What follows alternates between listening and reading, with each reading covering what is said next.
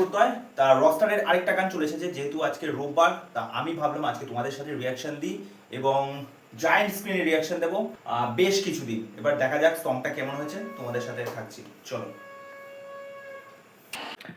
তো গানটা কেমন হলো আমি বেশিক্ষণ কন্টিনিউ করছি না, কেননা গানটা নিয়ে কিছু কথা বলার আছে। যেহেতু আমি এখনো সিনেমাটা দেখিনি, সেই জন্য গানের পরিপ্রেক্ষিতে আমি কিছুটা গল্প বোঝার চেষ্টা করব। আই থিঙ্ক মনে হয় এই সময়টায় সাবিলা নূর তাকে ছেড়ে চলে গেছে, এবং প্রেমিকা যখন তাকে ছেড়ে চলে গেছে তার মন তো পুরো ভেঙে গেছে, বিধ্বস্ত।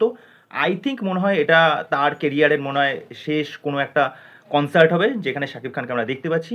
দেখবে মনে হয় ড্রিঙ্ক ফিঙ্ক আগে প্রচুর পরিমাণে করে নিয়েছে, ঠিক আছে? কেননা গানের শুরুর আগেই কিন্তু দেখবে লেবু খাচ্ছে মুখে, ওই টক জাতীয় জিনিস খাচ্ছে যাতে ওই নেশাটা কেটে যায়।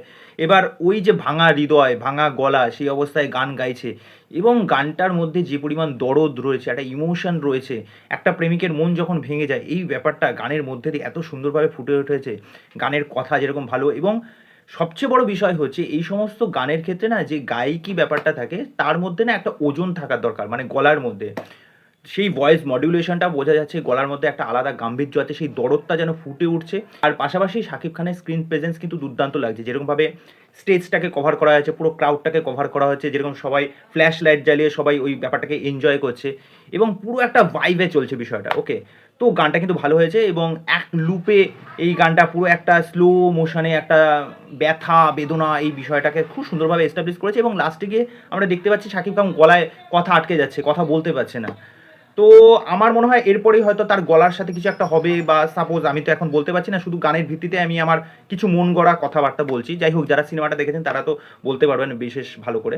তো আমার এই গানটাও কিন্তু মানে দুঃখের গান হিসাবে বা স্যাড সং হিসেবে কিন্তু বেশ ভালোই লেগেছে, একটু আলাদা জোনের। যেহেতু আমরা বুঝতেই পারছিলাম যে রকস্টারে যে প্রত্যেকটা প্রমোশনাল ম্যাটেরিয়াল বা গানগুলো যে এসেছে, এর আগে যে দুটো গান এসেছে এবং এই গানটা যে আজকে আসলো, ভালোই লাগলো কিন্তু। ওকে, এবার এই গানটার মধ্যে একটু ইম্প্রোভাইজ দরকার ছিল, কেননা আমার মনে হচ্ছিল গানটা দেখুন একটা স্কেলের মধ্যে কিন্তু চলছে, একটু স্কেলটা যদি চেঞ্জ করতে পারতো,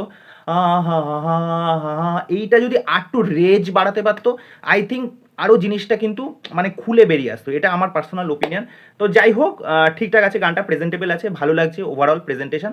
তো আপনাদের কি ওপিনিয়ন, আপনাদের কি মতামত, কমেন্ট বক্স খোলা আছে, স্বচ্ছন্দে জানাতে পারেন। তো চলো আজকে অবধি, পরবর্তী ভিডিওতে আবার দেখা হচ্ছে, বাই।